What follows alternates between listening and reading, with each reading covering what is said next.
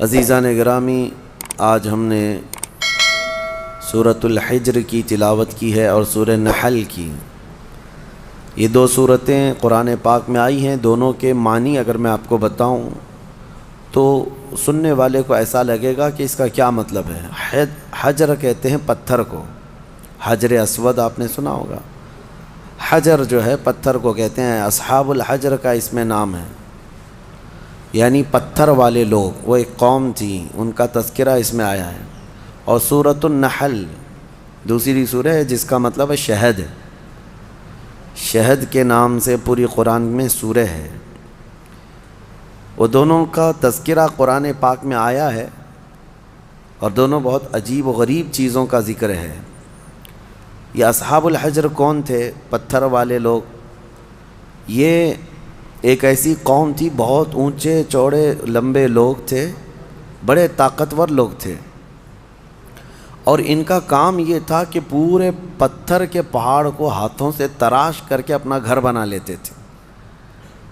یہ معمولی بات نہیں ہے، یعنی پتھر کو ڈیزائن کرنا، تراشنا اور اس کے اندر جو ہے دروازے بنانا، کمرے بنانا، سب پہاڑ کے اندر ہی ہوتا تھا۔ باقی کوئی چیز اینٹ سیمنٹ سے جس طرح دیواریں بنائی جاتی ہیں نہیں ہیں، یہ وہ آج بھی ان کے بنائے ہوئے گھر میں موجود ہیں۔ مدائن صالح اس کو کہا جاتا ہے، سعودی عرب میں یہ شہر موجود ہے، الاولا نام سے۔ اب ان لوگوں نے اس کو پکنک پوائنٹ بنا دیا ہے۔ پہلے وہاں کوئی جاتا نہیں تھا، لیکن اب ہر چیز میں پیسہ چاہیے تو اس کو بھی ٹورسٹ پلیس کے طور پر کھول دیا گیا ہے۔ تو یہ حضرت صالح علیہ السلام کی قوم ہے۔ حضرت صالح علیہ السلام کو اس قوم کی ہدایت کے لیے بھیجا گیا تھا۔ تو حضرت صالح علیہ السلام آئے۔ اس قوم کو قوم سمود بھی کہا گیا ہے۔ اکڑ بھی بہت تھی، گھمنڈ بھی بہت تھا۔ جتنے لمبے تھے اتنے گھمنڈ بھی تھے، متکبر تھے، اور وہ اپنے سامنے کسی کو بھی کچھ نہیں سمجھتے۔ وہ سمجھتے کہ سب سے زیادہ طاقتور ہم ہیں، اور بڑے فنکار لوگ تھے۔ تو جب حضرت صالح علیہ السلام ان کے پاس آئے اور ایمان کی انہیں دعوت دی، ایک تو وہ طاقتور تھے، پہاڑوں کو تراش کر گھر تو بنا لیتے، لیکن ایمان سے محروم تھے۔ حضرت صالح علیہ السلام نے ایک خدا کی طرف دعوت دی، اللہ کی عبادت کرو اور دوسرے بتوں کی پوجا، یہ فلاں فلاں چیزیں چھوڑ دو۔ انہوں نے کہا آپ جھوٹ بولتے ہیں، یہ سب چیزیں ہوتی نہیں ہیں۔ وَلَقَدْ كَذَّبَ أَصْحَابُ الْحِجْرِ الْمُرْسَلِينَ۔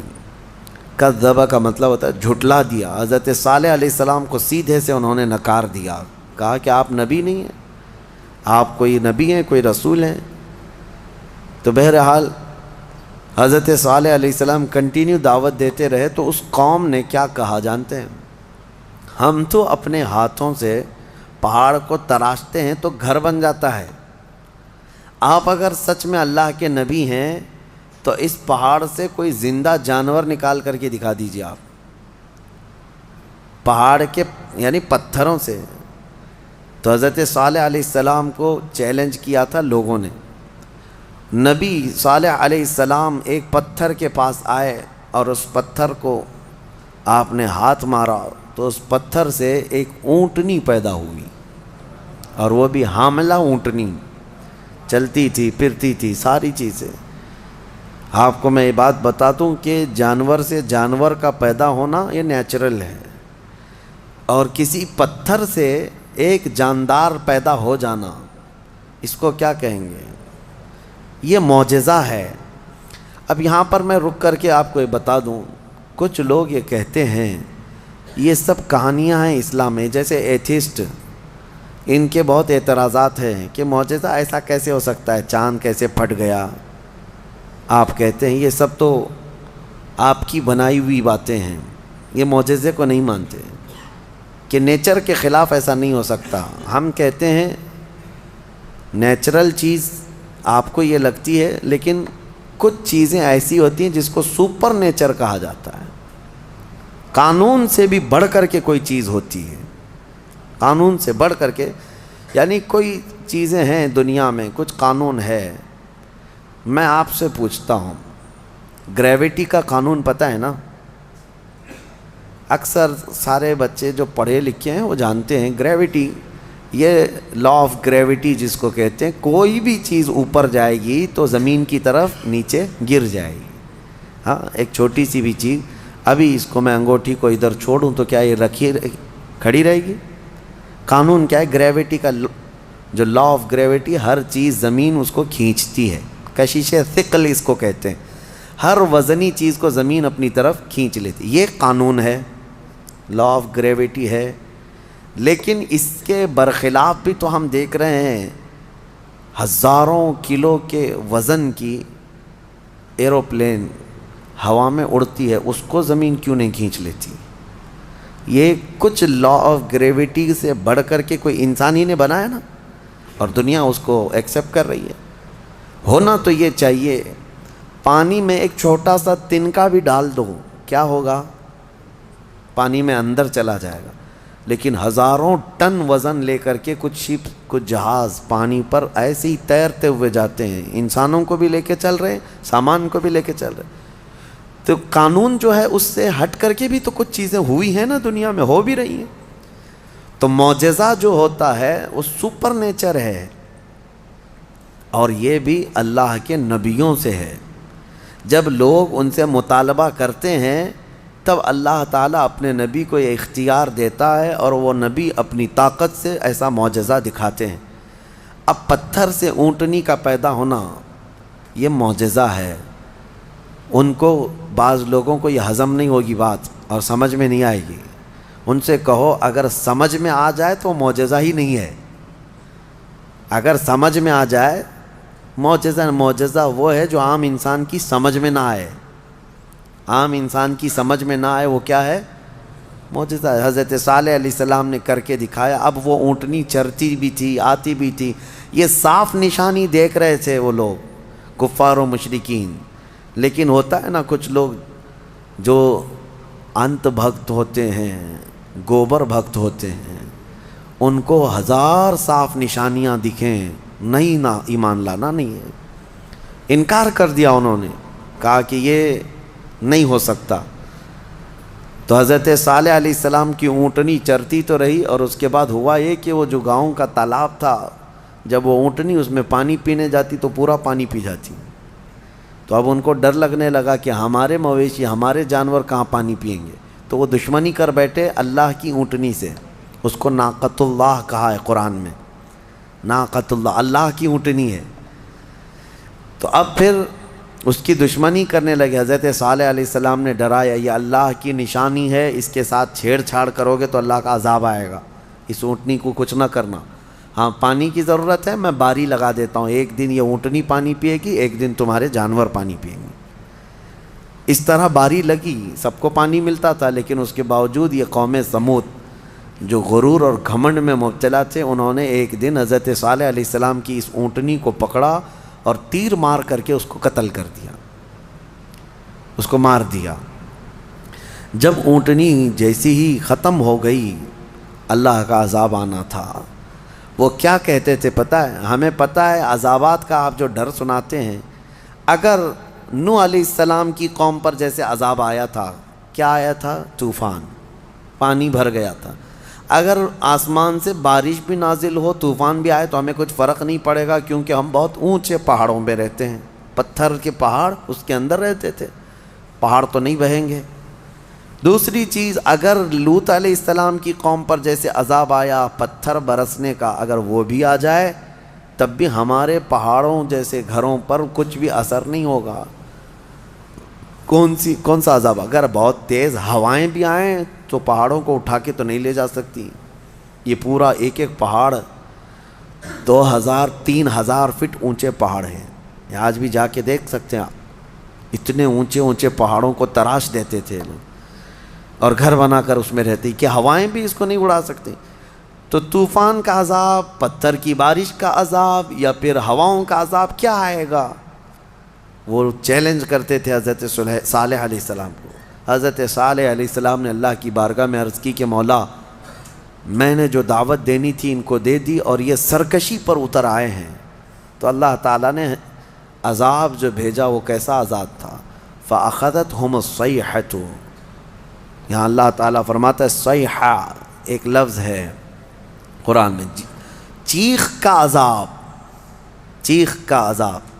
میں آپ کو ابھی بتاتا ہوں قرآن سے کیا کیا چیزیں ثابت ہیں. معجزے کو آج سائنس کے اعتبار سے میں منواتا ہوں آپ کو. جیسے ابھی میں نے کہا کچھ قانون ایسے ہیں جو سپر نیچر ہے، قانون سے جو عام ہیں اس سے بڑھ کر کے. اب چیخ کا جو عذاب ہے، چیخ کس کی چیخ تھی؟ حضرت جبرائیل علیہ السلام آئے زمین پر، انہوں نے ایک چیخ ماری، آواز نکالی. فرشتے کی آواز میں کیا طاقت تھی واللہ عالم. وہ آواز جب پھیلتی گئی تو اتنی تیز آواز تھی کہ یہ اپنے گھروں میں، پہاڑوں جیسے پتھروں کے گھروں میں جہاں تھے، اس آواز کی وجہ سے ان کا بھیجا نکل کر کے کانوں سے باہر آ گیا، اور وہ جہاں تھے وہیں پڑے کے رہ گئے.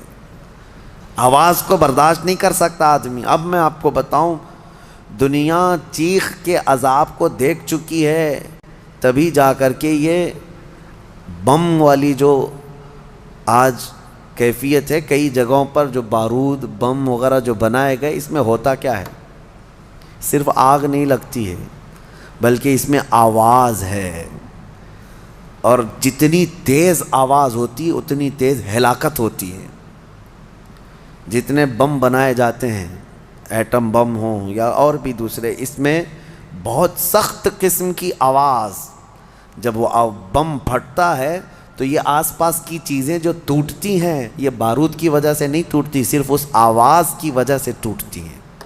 آواز کے اندر یہ طاقت ہے. کبھی آپ ڈی جے کو بجتے ہوئے دیکھتے ہوں گے، جب بہت تیز ساؤنڈ ڈی جے والے لگاتے ہیں تو ہمارے گھر کی کھڑکیاں ہلنے لگ جاتی ہیں. آپ محسوس کرنا، کبھی آپ کے گھروں کے سامنے سے اگر کوئی ڈی جے جانے لگ جائے تو گھر کے برتن بھی ہلنے لگ جائیں گے. ان کو کون ہلا رہا ہے؟ برتنوں کو کون ہلا رہا ہے؟ کھڑکیوں کو کون ہلا رہا ہے؟ آواز میں اتنی طاقت ہے. یہ تو ڈی جے بہت شارٹ قسم کی آواز ہے جس کو آج آپ سن سکتے ہیں، لیکن جو بم کی آواز ہے اس کو آپ کے کان نہیں سن سکتے. اور یہ دنیا کی بنائی ہوئی آوازیں ہیں، اس سے کئی ہزار گنا زیادہ ایک فرشتے کی آواز میں طاقت ہے. جب وہ آواز آئی ہوگی تو پھر انسانوں کا کیا حشر ہوا ہوگا. تو صرف چیخ کی وجہ سے وہ پوری قوم ہلاک ہو گئی، سب اپنے گھروں میں پڑے رہ گئے، وہ عذاب الہی کے شکار ہو گئے. یہ ان کا ذکر اس سورے میں آیا ہے. ان کو اصحاب الحجر کہا گیا ہے. یہ پتھر والی قوم ہے. اے گھمنڈ میں مبتلا لوگو، آج تمہیں اگر ایسا لگتا ہو کہ میرے پاس بہت کچھ ہے اور میں بچ جاؤں گا، تو اصحاب الحجر نہیں بچ سکے. وہ اپنے پہاڑ جیسے گھروں کے اندر مردہ پڑے رہ گئے. صبح جا کر کے دیکھا گیا تو سب کی لاشیں بدبو میں سڑ رہی تھیں. صرف اس چیخ کے عذاب میں سب مبتلا ہو گئے، پوری قوم ہلاک ہوئی. اب آپ اندازہ کریں، قیامت بھی جو قائم ہونی ہے نا، وہ بھی آواز پہ ہی قائم ہونی ہے. آواز، یہ آج دنیا کو اچھی طرح سے پتہ ہے کہ ساؤنڈ کے اندر کتنا پاور ہے، اور آواز کے ذریعے سے ہی پوری دنیا کو ختم کیا جائے گا. کیسے؟ حضرت اسرافیل علیہ السلام سور پھونکیں گے. سور ایک باجے جیسی شکل کی ایک چیز ہے. یہ اسرافیل علیہ السلام ایک فرشتے ہیں اللہ کے، وہ ہاتھ میں لے کر کھڑے ہیں انتظار میں کہ جب مولا کا حکم ہوگا اس کو بجائیں گے. جیسے ہی اس کو پھونکنے لگیں گے دنیا میں آواز پھیلے گی. پہلے ہلکی ہلکی ہلکی ہوتے ہوئے وہ آواز اتنی بڑھ جائے گی کہ لوگ پہلے اس آواز کو سنتے ہوئے بے ہوش ہو جائیں گے. پھر اسی آواز پر پوری دنیا کی موت ہو جائے گی. ایک بھی باقی نہیں رہے گا، ایک بھی باقی نہیں رہے گا. اس سور کی آواز پر سارے کے سارے پورے روئے زمین پر جتنے انسان ہیں وہ سب کے سب مر جائیں گے. یہ قیامت قائم ہونے کا منظر ہے. پھر اللہ تبارک و تعالیٰ زمین میں زلزلے پیدا فرمائے گا، اور پھر یہ پہاڑ سب پورے اڑنے لگ جائیں گے. زمین ختم کر دی جائے گی، ساری چیزیں ختم کر دی جائیں گی. پھر اللہ تبارک و تعالیٰ جو میدان قیامت قائم فرمائے گا، پھر اس میں سارے انسانوں کو جمع کرے گا. تو سور پھونکا جائے گا، اور سور کی آواز بہت تیز ہوگی. لیکن الحمدللہ آپ نہ گھبرائیں، ہمارے اوپر نہیں آنی ہے قیامت، کیونکہ فرمایا گیا قیامت جو ہے کسی بھی مومن پر نہیں آئے گی. اس وقت کوئی مومن باقی نہیں رہے گا، مسلمان نہیں رہے گا۔ قیامت جو سور پھونکی جائے گی اور اس وقت جو سارے لوگ ہلاک ہوں گے، اس میں ایمان والے لوگ نہیں رہیں گے۔ ایمان والے بہت پہلے ہی دنیا سے جا چکے ہوں گے۔ اب آپ اندازہ کرو، جب سارے ایمان والے ختم ہو جائیں تبھی قیامت کو آنا ہے، اور جب تک مومنین زندہ ہیں قیامت نہیں آئے گی۔ یہ روایات سے ثابت ہے۔ تو بہرحال سور کی بھی آواز ہی ہے، آواز کا پاور ہے، اور قیامت بھی اسی میں قائم ہونی ہے۔ اب اس کے بعد دوسری سورہ ہم نے تلاوت کی ہے، سورہ نحل۔ سورہ نحل شہد کا ذکر آیا ہے۔ اللہ تعالیٰ فرماتا ہے، اللہ کی نشانیوں میں سے ہے یہ بھی، یخرج من بطونہا شراب مختلف الوانہ فیہ شفاء للناس۔ شہد کی مکھی کا ذکر ہے کہ اللہ تبارک و تعالیٰ اس کے منہ سے ایک ایسے رس کو نکالتا ہے جو دنیا کی سب سے میٹھی چیز ہے، اور اللہ فرماتا اس میں لوگوں کے لیے شفا ہے۔ کس میں؟ شہد میں۔ شہد میں شفا ہے، اس کی گارنٹی قرآن سے ہے۔ اللہ نے فرمایا الگ الگ رنگ کے پھولوں سے یہ مکھی چوس کر کے آتی ہے رس، اور اپنے چھتے میں لا کر چھوڑ دیتی ہے، اور اس کے بعد اس میں مٹھاس آتی ہے، اور غضب کی مٹھاس، اس کی مٹھاس کا مقابلہ کوئی نہیں کر سکتا۔ جو اوریجنل مٹھائی ہے وہ شہد ہے دنیا میں، باقی سب چیزوں کو چھوڑ دیں، سب بنی ہوئی ہیں، لیکن اوریجنل جو مٹھاس ہے وہ صرف شہد کی ہے۔ اس کا ذکر کیوں ہے؟ دو جانوروں کا اللہ نے ذکر فرمایا، ایک گائے کا، یعنی دودھ دینے والی جو بھی ہے، اللہ فرماتا ہے کہ ہم دودھ کہاں سے نکالتے ہیں، دودھ کہاں سے آتا ہے؟ قرآن فرماتا ہے من بین فرث و دم، گوبر اور خون کے بیچ سے۔ گائے چارہ کھاتی ہے، اس کے بعد اس کو جگالی کر کے وہ ہضم کرتی ہے، اور اس کا وہ فضلہ بن جاتا ہے، اور اسی سے تھوڑا خون بھی بنتا ہے۔ خون اور اس کے گوبر کے بیچوں بیچ سے دودھ کو اللہ نکالتا ہے۔ اللہ فرماتا ہے من بین فرث و دم لبنا خالصا، خالص دودھ نکلتا ہے، نہ اس میں گوبر کا اثر آتا ہے نہ خون کا اثر آتا ہے، اور نہ ہی کسی گائے کو چیر کر کے دیکھ لو کہ کوئی فلٹر اندر رکھا ہوا ہے۔ کون سی مشین لگی ہوئی ہے؟ کون سی مشین لگی ہوئی ہے کہ اس دودھ کو صاف کر کے، یعنی اس میں خون کے ذرات ہیں تو الگ کر دے، گوبر کے ذرات ہیں تو الگ کر دے؟ میاں رنگ بھی نہیں آتا اور نہ ہی مزہ آتا ہے۔ دودھ کے اندر کبھی خون کا مزہ آیا؟ دودھ کے اندر کبھی گوبر کا مزہ آیا؟ نہ مزے کو اللہ ملنے دیتا ہے، نہ اس کے اثر کو، نہ اس کے رنگ کو ملنے دیتا ہے۔ اور قرآن میں اللہ فرماتا ہے کہ ان دونوں کے بیچ سے خالص دودھ کو نکالتا ہے اللہ تعالیٰ، اور یہ پینے والوں کے لیے پیٹ بھرنے والی غذا ہے۔ ایک اس کا ذکر ہے اس جانور کا، اور دوسرا مکھی کا، کہ مکھی جو ہے یہ عبرت کی چیز ہے۔ شہد کی مکھی، اللہ کرے کہ آپ کو کبھی ڈنک نہ مارے، کبھی ڈنک نہ مارے۔ اگر یہ مارتی ہے تو زہر چڑھتا ہے، جسم پھول جائے گا، چہرے پہ اگر کاٹ لے، کئی لوگوں کا اس میں انتقال بھی ہوا، موت بھی ہوتی ہے۔ اگر کئی مکھیاں مل کر کے کاٹ دیں آدمی کو شہد کی، آدمی مر سکتا ہے، زہر ہے۔ سمجھ میں نہیں آتا، وہ زہریلی مکھی ہے، اور پھولوں کا جو رس چوستی ہے اس میں سے آپ بھی چوس کے لا کے اپنے گھر میں تھوک کے دیکھو۔ گلاب کو چوس لو، موگرے کو چوس لو، چمیلی کو چوس لو، اور اپنے گھر کے ایک کٹوری میں تھوک کے دیکھو، بدبو ہی آئے گی۔ اور پھولوں کا رس تو کڑوا ہی ہوتا ہے، لیکن وہ مکھی زہریلی خود بھی ہے اور چوستی کڑوے پھولوں کا رس ہے، اور لا کر کے چھتے میں جب ڈالتی ہے تو نہایت ہی شیریں، نہایت ہی میٹھی چیز۔ اب اللہ تبارک و تعالیٰ فرماتا ہے کون ہے جو اس میں مٹھاس پیدا کرتا ہے؟ کون ہے اس کو مٹھاس پیدا کرنے والا؟ کون ہے؟ وہ خالق کائنات ہے، جو پھولوں کو رنگ دیتا ہے اور شہد کی مکھی کے منہ میں مٹھاس دیتا ہے۔ اب اسی کو کہا گیا ہے یہ عبرت کی چیز ہے۔ ویسے آپ کو میں یہ بات بھی بتا دوں، وہ ڈنک مارے تو زہریلی، لیکن تھوک دے اپنے چھتے میں تو وہ شفا والی غذا ہے۔ ایک ہی منہ سے دو چیزیں کیسے؟ اتنا زہر بھی ہے کہ کاٹے تو مر جائے، اور اتنا ہے کہ اپنے گھر میں چھوڑے تو بیماروں کو شفا بھی ہو جائے۔ ایک ہی مکھی کے اندر یہ دو چیزیں۔ اعلیٰ حضرت فاضل بریلوی رضی اللہ تعالیٰ عنہ کی یاد آتی ہے، آپ نے فرمایا گستاخان رسول کو، وہ فرماتے ہیں اعلیٰ حضرت ظالموں میں شہد کی مکھی کی طرح ہوں۔ اعلیٰ حضرت اپنے آپ کو کہتے ہیں میں شہد کی مکھی کی طرح ہوں، جس کی مٹھاس کا بھی جواب نہیں، جس کے ڈنک کا بھی جواب نہیں۔ وہ اپنوں کے لیے میٹھا رس دیتا ہے اور ظالموں کے لیے وہ ڈنک بھی مارتا ہے۔ اعلیٰ حضرت نے اپنے لیے مثال میں فرمایا شہد کی مکھی کی طرح۔ لیکن میں آپ کو ایک روایت یہ بھی بتاؤں، اس شہد کی مکھی کے اندر جو مٹھاس آتی ہے، اتنی مٹھاس کیسے؟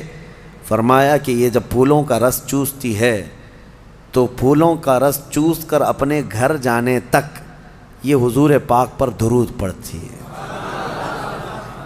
اور اس درود کی برکت ہے حضور پاک صلی اللہ تعالیٰ علیہ وسلم کے کہ اس کے منہ میں مٹھاس پیدا ہوتی ہے۔ اللہ تعالیٰ ہمارے منہ میں مٹھاس پیدا فرمائے، زبان میں آپ کے اثر پیدا فرمائے۔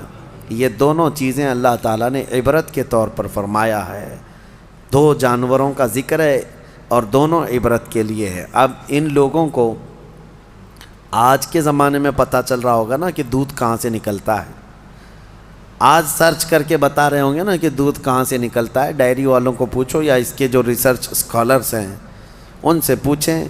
لیکن قرآن 1400 سال پہلے بغیر کسی سونوگرافی کے، بغیر کسی چیر پھاڑ کے جب بتا رہا ہے، تو آج بھی ان لوگوں کو عقل میں نہیں آتی بات کہ آخر یہ باتیں قرآن میں آئی کیسے؟ اس وقت نہ سائنس کا وجود، نہ کسی مشین کا وجود۔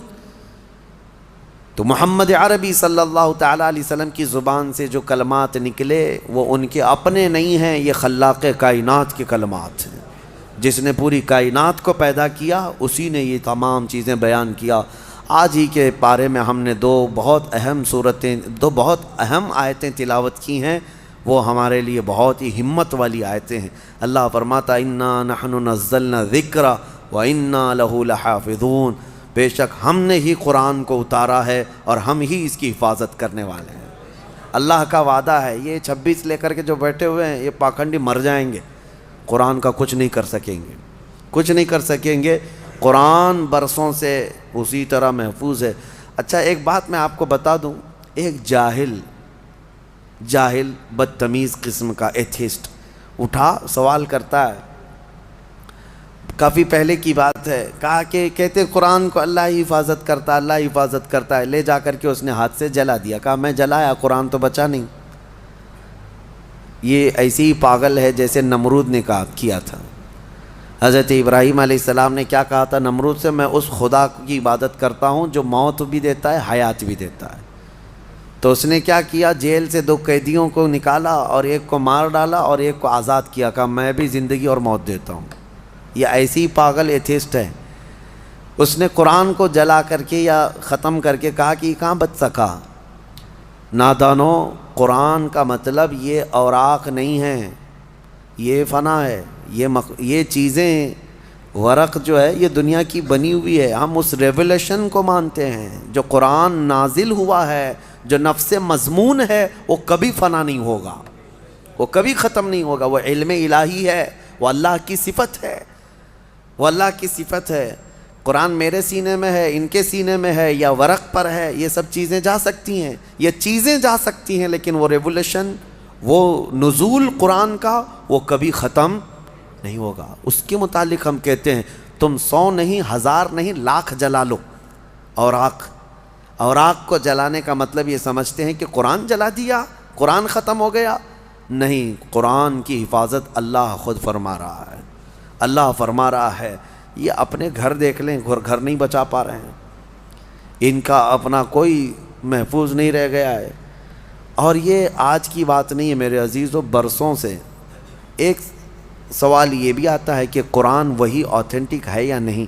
اس سے قبل بھی میں پہلی ہی تفسیر میں اس کو بتا دیا تھا، جب شروع کیے تھے ہم لوگ یہ سوالات، یہ ملحدین کی طرف سے آتے ہیں، بددین ایتھیسٹ جو ہیں، ناستک لوگ، وہ کہتے ہیں کہ کیسے پتہ، ہم نے یہی کہا کہ اگر اس کے خلاف تمہارے پاس کوئی ثبوت ہے کہ کوئی دوسرا بھی قرآن تھا تو لا کے دکھا دو۔ 1400 سال سے کہاں سوئے ہوئے تھے سارے لوگ؟ ایک ہی قرآن کیوں ہے پوری دنیا میں جو الحمدللہ سے شروع ہوتا ہے والناس پہ ختم ہوتا ہے؟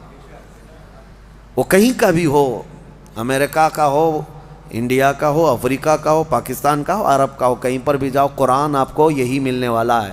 حتیٰ کہ ہمارے درمیان سینکڑوں فرقے ہو گئے ہوں گے، ہر فرقے میں قرآن یہی ہے، یہی قرآن ہے۔ شیعوں کے ہاں بھی، دیوبندیوں کے ہاں بھی، اہل حدیث کے ہاں بھی، چاہے جتنے بھی مکاتب فکر دنیا میں ہیں، فرقے ہیں، سب کے پاس قرآن یہی ہے، یہی قرآن ہے۔ تو کوئی الگ قرآن کیوں نہیں ملتا؟ یہ ان کے لیے سب سے بڑا سوال ہے کہ اتنے تواتر تک، یعنی لاکھوں لوگوں کا ایک چیز پر جمع ہونا دنیا میں محال ہے، کوئی ایک تو اگینسٹ ہوگا۔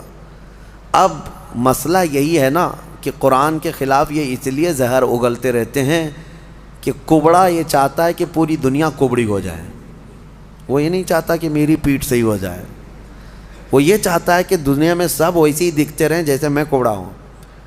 ہاں، خود کے گھروں کی کتابوں کا حال تو یہ ہے کہ بیچارے یہاں ایک الگ پبلش ہوتی ہے، وہاں ایک الگ پبلش ہوتی ہے، سب کے روایتیں بدلی ہوئی ہیں، اس کا مضمون الگ ہے، اس کا مضمون الگ ہے، بائبل پتہ نہیں مارکیٹ میں کتنی ملتی ہے، الگ الگ ہے، ویدوں میں تبدیلیاں ہیں، پران میں تبدیلیاں ہیں، شرح لکھنے والوں میں الگ الگ باتیں ہیں۔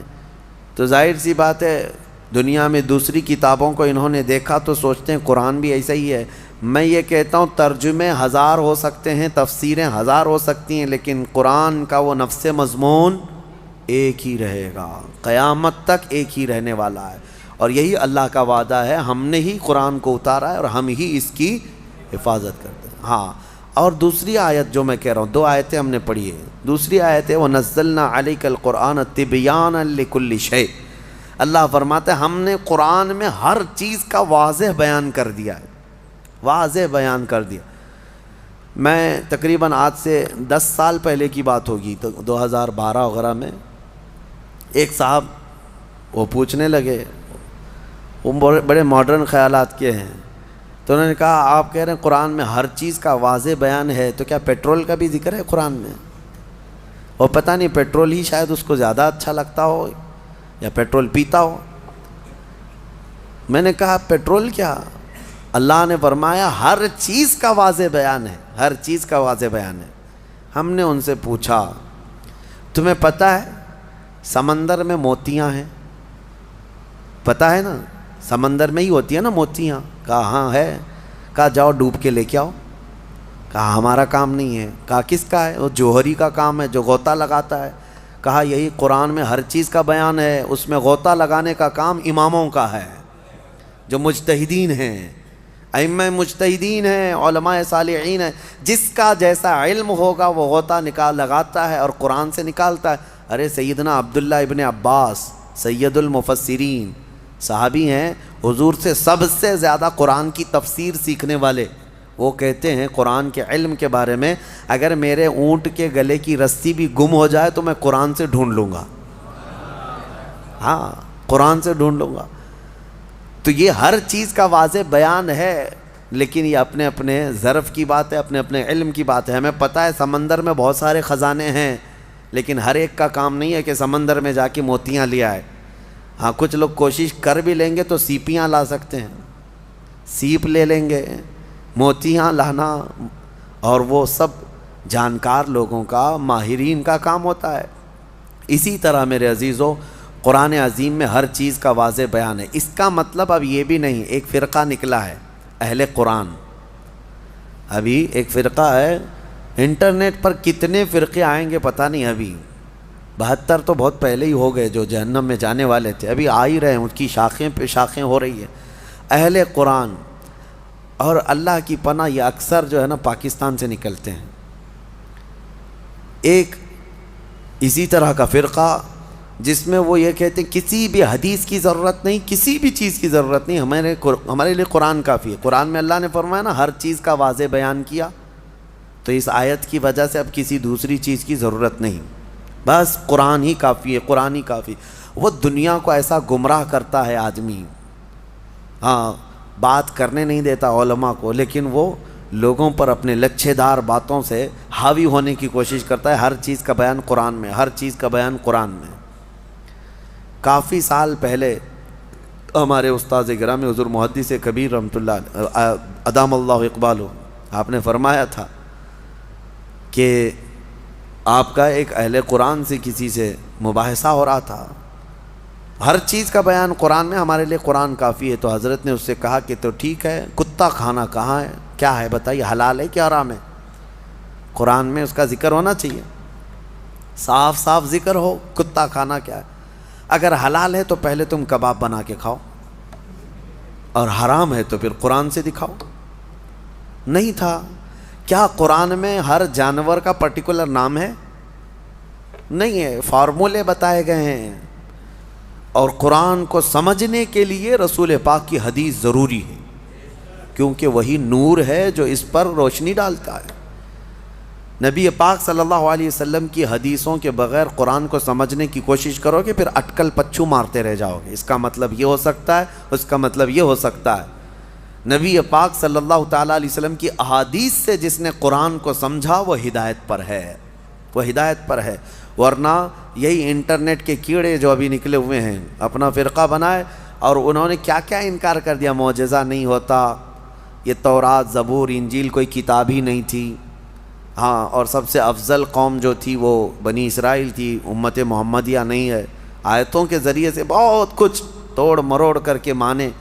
کہاں سے سمجھ رہا ہے؟ اس سے سوال کرو تو کہا ہم اپنی عقل سے سمجھتے ہیں، عقل سے سمجھتے ہیں، ان کو حدیث کی ضرورت نہیں، حدیث کا لفظ تک نہیں لیتے، وہ کہتے ہیں عقل سے، ہم اپنی عقل سے سمجھتے ہیں، اللہ نے ہم کو اتنی ہدایت دی۔ اگر ان سے صرف ایک سوال کر لیں، ایک سوال کر لیں، سب چیزیں تمہارے لیے قرآن کافی ہے نا۔ پہلی بات تو یہ بتاؤ کہ یہ قرآن تم تک آیا کیسے؟ کیا تمہاری عقل پہ ڈائریکٹ نازل ہو گیا، جبرائیل امین لا کر کے دے دیے؟ کہاں سے آیا قرآن؟ اس کی آتھینٹیسٹی چاہیے، تو ان کو بولنا پڑے گا، ان کو بولنا پڑے گا کہ رسول اللہ پر نازل ہوا، اور اس کو جمع کس نے کیا؟ کس نے کیا؟ عام لوگ جانتے ہیں، صحابہ اکرام نے جمع کیا۔ اب صحابہ اکرام سے تابعین میں آیا، تابعین سے پھر اولیاء امت میں آیا، یہ ایسی ہی چلتا چلتا قرآن ہمارے تک آیا نا۔ اب یہ صاحب یہ بیچ کے سارے سند ہٹانا چاہتے ہیں، نہیں، ہم کو ڈائریکٹ چاہیے۔ اگر تم یہ صحابہ کرام اور یہ تابعین کے سلسلے کو ختم کرو گے تو قرآن کی سند بھی نہیں رہ جائے گی، قرآن کی سند بھی نہیں رہ جائے گی۔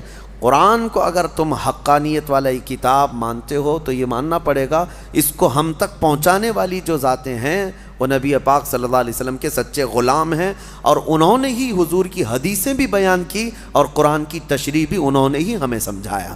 اسی لیے قرآن کو اپنی عقل سے نہیں بلکہ صحابہ اور تابعین کی سمجھ سے ہمیں سمجھنا ہے۔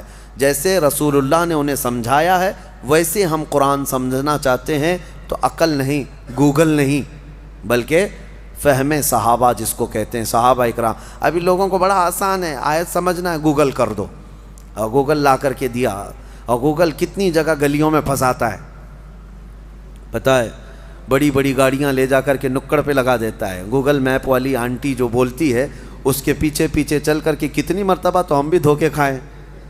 ہاں، ہم کو جو ہے دلی سے نکل کر کے گاڑی میں 6 لوگ تھے، میپ لگا کر کے چل رہے ہیں، میں کہا کہ مجھے پتہ ہے راستہ، ڈرائیور صاحب رامپور کے تھے، کہے کہ نہیں میپ سے چلیں گے، رات کے 2 بج چکے ہیں، میپ سے چلتے چلتے کچے راستے پر لے کے گئے۔ میں کہا بریلی کا راستہ اتنا کچا تو نہیں ہے، دلی ایئرپورٹ سے بریلی جانا ہے، کچے راستے پر لے جا کر ایک جگہ ڈیڈ اینڈ آ گیا، کچھ بھی نہیں، اور بیریکیٹنگ ڈال کر کے پولیس لوگ کھڑے ہیں، ٹارچ ہمارے اوپر مارنے لگے۔ کہا ادھر کیوں آئے؟ ہم نے کہا کہ ہم بریلی جا رہے ہیں۔ انہوں نے کہا یہ تو سب جیل ہے، یہاں کیسے آ گئے؟ رات کے 3 بجے۔ تو یہ ہے گوگل وہاں تک پہنچاتا ہے۔ بہت سارے لوگ صرف جو ہے نا آیتوں کو گوگل کر کے وہیں تک جیل تک جانا چاہتے ہیں۔ صرف اس پر ڈیپینڈ مت رہو۔ ہاں، میں یہ نہیں اس کا انکار نہیں کرتا کہ اس میں کچھ نہیں ہے، لیکن یہ آتھینٹک ہے یا نہیں اس کو سمجھنے کے لیے پھر تمہیں علماء حق کی ضرورت ہوگی۔ آج جو فارورڈ ہو رہے ہیں نا سارے میسیجز، حدیث حدیث حدیث کہہ کر وظیفے وظیفے وظیفے. اس کے لیے بھی کیا تمہارے پاس اتنی عقل ہے کہ حقیقت میں یہ بخاری کی حدیث ہے یا نہیں؟ کیسے پتہ تمہیں؟ یہ مسلم شریف کا اس میں ریفرنس دے دیا، کیسے پتہ تمہیں؟ ایک بات یاد رکھو، قیامت تک جتنی بھی ٹیکنالوجی آ جائے لیکن علماء صالحین جو اصول جانتے ہیں ان کے محتاج ہی رہیں گے. امام غزالی رحمۃ اللہ علیہ فرماتے ہیں اگر علماء اس زمین پر نہ ہوں تو انسان سب جانور ہیں، وہ صرف جانوروں کی طرح گھومتے رہ جائیں. آپ کو حق اور باطل میں فرق کرنے کا طریقہ انٹرنیٹ سے نہیں معلوم پڑے گا، پھر تمہیں کسی کے ہاں جا کر کے سمجھنا ہی ہوگا. بہرحال اللہ تبارک و تعالی ہمیں قرآن سے ہدایت عطا فرمائے اور بد دین اور گمراہوں کی صحبت سے اللہ ہماری حفاظت فرمائے. جو اہل قرآن جو نیچری فرقہ ہے اللہ تعالیٰ اس سے آپ کی حفاظت فرمائے. جنہوں نے فرشتوں کا انکار کر دیا، شیطان کا انکار کر دیا اور جنت کا، دوزخ کا، حساب کا، کتاب کا، سب چیزوں کا انکار کر دیا. وہ کہتے ہیں جو چیز نہیں دکھتی وہ ہوتی نہیں ہے، جو چیز دکھتی نہیں ہے وہ ہوتی نہیں. وہ جتنی دکھتی ہے اتنی ہی وہ مانتے ہیں، جتنی وہ دکھتی ہے ان کو اتنی مانتے ہیں. 9 مہینے تک اپنی بیوی کے پیٹ میں بچہ بھی نہیں مانتے، جب تک آیا نہیں دنیا میں تب تک بچہ ہے نہیں. ہاں، دکھنے والی چیز ہی ان کو یقین کرنا. اور دوسری ایک عجیب سی بات ہے، جتنی چیزیں دکھتی ہیں اسی پر ایمان لاتے ہو، اسی کو سمجھتے ہو، پھر یہ بھی کہتے ہو کہ گیلیکسی میں جو ہے اتنے سٹارز ہیں، کیا کیا ہیں اس میں، بہت سارے یہ ستارے گناتے سیارے ہیں.